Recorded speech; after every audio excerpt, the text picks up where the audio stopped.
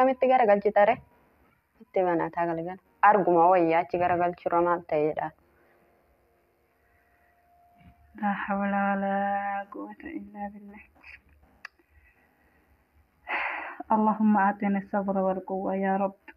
حياتي أصلي ولا جرات اللي نهار كتلة إما جوا عندك إنه ربنا أوصها كأنه فكر باب اللدر إن أنتون والدركون. السلام عليكم ورحمة الله وبركاته. أكن جرتان نردفتو تامو فري أرى مرتي وأنا الداوي وجهته هدا خليج زيسيني ديمتي وقر ديمتي ديبيتو تلفزيوني كوني نهار كراديو رجالي وسما كاسي أموت يو سما أموت يو تلفزيوني كوني وان شابو رجال تين شابا دين شابا جتني تهمو هدا نال لطينا أوفتي مهلالتني لفجر جتة لفجرتي مهلالتن كان وجين كرتن.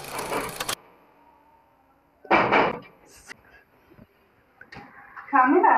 السلام عليكم. وعليكم السلام ورحمة الله وبركاته. نقوم توري والله. وين توري؟ توري عند الدفتر يملأ. والله. سلكي قدر دين يعني ما نتنيه. تيمو.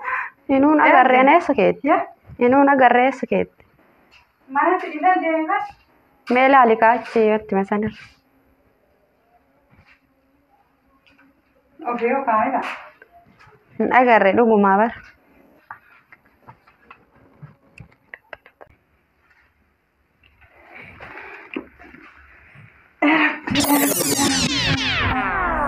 مالي كاملة.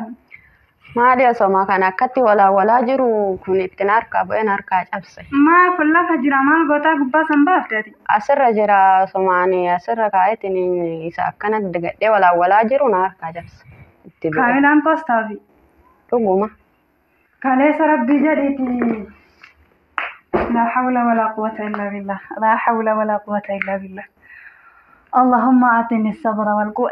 كاليس يورا دي رتي كدابة تهدبّتشو دتمني أما كان مال جنتي منره. مال غونره سما ولا كامل أركا جابتاني. كاليس يو كامل أيوان الراديو رتي كدابة كامل ada jedheni وفي كيان هركا دابة jedheni. أيه ربط تنحي ما بكرة كونغا وانا تتيم. أتي ما طيب إنن جابوا شيء تتيم تربتي. ما توا دائما تاتي. دائما في متبر سما كتي ولا كونم ما نتنار كاتا سما بو ياغا سما نشابه. سيمو في جولة جاب. أجدان دعان دندو. سيمو جولة جاب. أرى لك أنا ماركا جابه. اسمع لوجا. أقوم.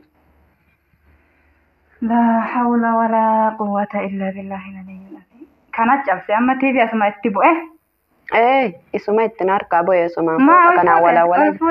لك أكوان تلبجيني سوتشو سما أنا كنا قبضو يتأكبوا. أجا سما تجاب. طيب ما سلكي فيدي تبلبلا.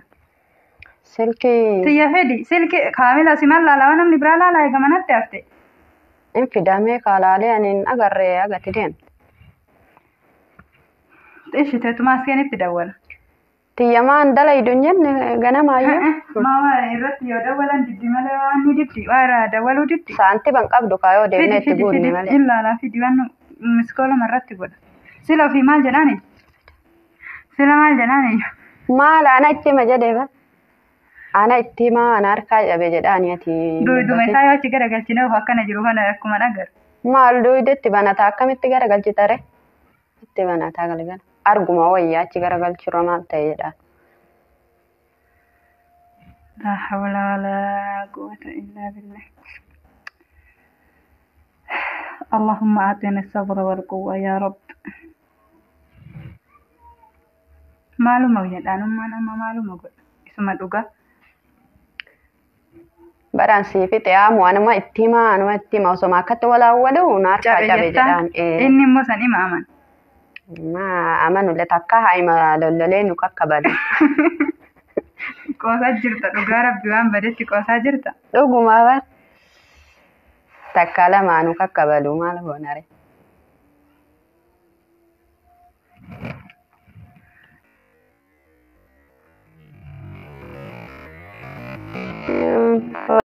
Fudhatiin matee jettu laaluuf viidiyoo si waraabaa jira. Alla viidiyoo. Eessa argite akka viidiyoo? Hin baranna kaa.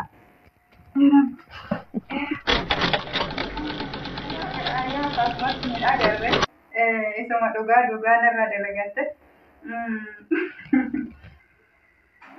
Hordoftoota hiyyaa isuma dhugaa ani akkana namootillee jedha yaadeen beeku. Garuu shakkii waa wayii akka. Assalamu alaikum warahmatullahi wabarakatuh. Kabajamtoota fi jaalatamtoota hordoftoota Amuu Firii Faamilii baga jiraataniin isiniin jedha. Egaa guyyaa har'aa kana namni Amuu dafarullee hin jiraayi. Garuu na dafartan dhugaa. Maal jechuudha afaan Oromootiin na dafartan jechuun? Hagasuu hin beeknu akka badeessanittuu akkas jedhama. Walumaa galatti waan akkasii irratti hojjetanii ani siin ofirraa kaasee hojjette Kaamila. Ofirraa kaaseen. Sagalee ol fuudhite akkuma itti dura irratti hojjettu haa? Ofirraa kaaseen hojjennee mee hagam loltii fi hagam aartii haalaaltuu fi arabuun akkana godhe naan jedhe. Arabuun natti si arge? Isuma dhugaa? Dhuguma wallahi. Allahu akbar argitan dhuguma wallahi jedhaa jirti kanaan numa amantan jedhee abdii qaba. Garuu maashaallah nama viidiyoof haarawaatillee akkasiin fakkaattu nama beeku fakkaatti. Kaameraan irratti akka itti waraabamse agarsiisa. Arabuma. TV waan akkasitti waan cabaa fakkeessa. Arabuma. Isuma. Ajaa'iba rabbii hordoftoota kiyya isin hordoftoonni Amuu Firii jechuudha. Ani isaa jechuudha waan akkasii akka shakkine dhiisee galee jechuudha isuma dhugaa ani mana hin turre wallaa mana hin turre. Inni narraa hafe jechuun afaan ayyuu hin galle. Garuu mootuyyuu shira gana gahuu narratti xaxanii jechuudha waan akkasii narratti hojjetan. Mee maal irratti hojjedhu jettan? Ani mataa kiyyatti jechuudha dhugaa yuutuubii kiyya kana piraankii irratti dalaguun barbaadu. Arabuun illee hin qaba jechuudha yoo barbaade ka ofiit irratti haa dalagu piraankii jechuudha. Obsinaan shooka isaatii fedhu piraankii irratti dalagee waan fedhe irratti dalagee akkasii piraankii irratti hojjechuun anaaf garuu kaayyoo kiyyaa miti jechuudha. Piraankiin kun nama rifachiisa. Yeroo illee namarraa fixa. Namni gariin itti bohaarra jedheetu maal laala jechuudha. Kanaaf wantoota gaggaarii wantoota khayrii irratti hojjechuuf karoora qaba malee jechuudha. Isuma dhugaa piraankii irratti hojjechuu yaada hin qabun isiniin jedha. Isinillee yoon rifattanii dhiifamaan isiniin jedha. Garuu deebitanii namni takka irratti piraankii dalaydanii amma achirahus tahee Kaamilaanis jechuudha. Waliin dhiisnu. Mee osoo si dhaye akkam gootashi kana cabse naan jetti jechuudha. Mee amma kun quraanoo isa hin cabsa jechuudha. Hin cabsa TV garamiin itti wayya cabsa. Akkasi isa quraana qara'u inni kun warri biyya alaa jirtan jechuudha. Yeroo galtan galadhaanii isin fayyadan isiniin jedha. Waan akkasiiti garuu hin cabsine TV'n kiyyallee bahee jira. Mee maal turre jira yubanaa jira jechuudha TV'n hin cabne. Shemeetu dubbataa jira hin mul'atu qajeele. Akkasi waan akkasiitiin isiniin jedha waan inni ta'e hin jiru alhamdulillah isuma dhugaa baay'ee rifadhee jira. Kalee wayita galu akkasitti irraa dileetii godhanii raadiyoo irra jira garuu immoo meediyaan hedduu irraa haqamee jira jechuudha. Kaasata wanti nu fayyadamnu irraa haqamee jira tokko haga 19 qofa irra jira naaf fakkaate. Ani saniyyuu akkamitti itti himna waan akkas jedhu. Yaaduu ture jechuudha. Jarallee jara sin jenneeni isuma dhugaa wallaa ofii kiyyaan harkaa osuma laalaa jiru osuma waa soqataa jiru na harkaa dileetii irraa tahe jedheeni garuu ni sirreessee jiran waan akka salphatti sirraa huyyuun seene har'a ammoo yoo cabe jedhu ani sumatti maal himnan na yaaddessee duniyaan dhumtuma jechuudha. Yookaan dhugallee tayaate osoo ani walawwalaa jiraadhellee na harkattillee ima caba hunda kennaafuu rabbiin obsa haa kennu an garuu waa wayii shakkee jira micattiin akkas afaan natti deddeebistee jennaan jechuudha. Maaluma garuu yaanne jechuun isin irratti hojjetti nuun lallaallee silkiin fagoon jirtu ima arga. Waan akkasiitii isiniin jedha warroonni meeshaa ajajattan meeshaan keessan immoo tuyyuu jechuudha inshallah nama yeroo dhiyootti walitti qabee isiniifillee dhiyeessu rabbiin na haa taasisuu isiniin jedha. Meeshaa aadaas tahee meeshaalee biraallee jechuudha warri ajajattan of beektan waan ta'eef akkasii isiniin jedha. Lakkoofsi keenya duwwaa 9 84 26 kanaan nu argachuu dandeettanii imuu fi waasaapbii teelegiraama irra caalatti waasaapbii na dubbistanii dasna jedhan isiniin jedha. Garuu gara hundaanuu biiznillaahi kariim isin keessummeessaa isiniin jedha. Egaa hordoftoota kiyya viidiyoon guyyaa har'aatiif qabannee dhufne kana fakkaata. dogongora jiruuf immoo dhiifama kaasatan biraan kee kan akka isinillee hin jaalanne nin beeka anillee mataa kiyyattis hin jaaladhu wanni baay'een ani irratti hojjedhu hin jiru akkasitti quba qabaadha laayikii mee kan waa godhamme laayikii haa godhamu waa dhiisan Anu godhan. Anu jajjabeessani.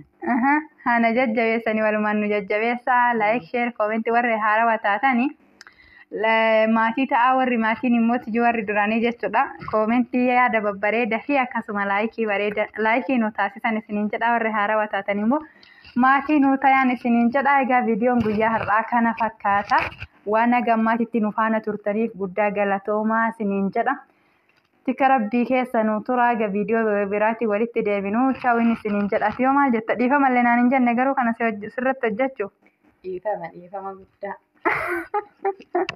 Kanilleen si dhiisee jira.